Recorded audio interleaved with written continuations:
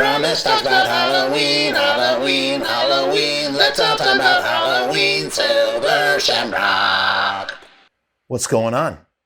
Welcome to another edition of 31 Days of Halloween.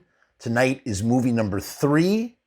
I watched The Wolf of Snow Hollow, which I really enjoyed. It was made in 2020, written and directed by this guy named Jim Cummings. I watched it on Epix. Even though I thought the tone is different and there's more drama at play, much like Freaky, this film perfectly blends very dry comedy with its horror as a werewolf procedural.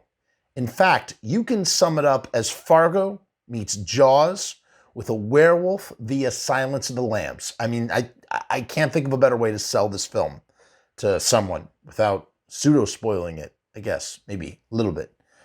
Usually, werewolf films can function as sort of like whodunit murder mysteries where the protagonist tries to figure out if there's a werewolf as well as the identity of the beast. In the case of Snow Hollow, though, we see that wolf super early on, which I found refreshing, even though I should have seen it for the red herring that it is. By showing it so early, it seemingly takes the question out of the equation. I should have known better. And then there's the murders. Not only are they brutal, but we are introduced to the victims in a way that makes them feel like you are seeing a main character get killed off. This left me with a feeling that no one is safe. And even though most of the deaths happen off screen, their brutality is framed very well around the discussion and discovery of the bodies themselves. Brutal.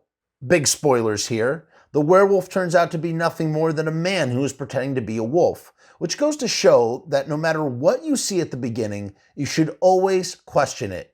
Only when it is Hitchcock or Hitchcockian can we believe that what we are seeing is planted there for suspense, to reel in the audience who are also witness to things that the characters of the plot cannot see. I really love the notion of a serial killer disguising themselves as a werewolf.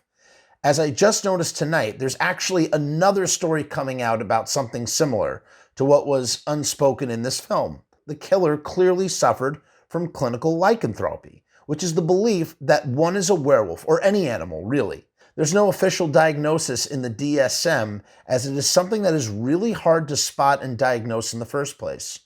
My first feature-length screenplay is about this very subject, and it allowed me to appreciate the way this film approaches the idea.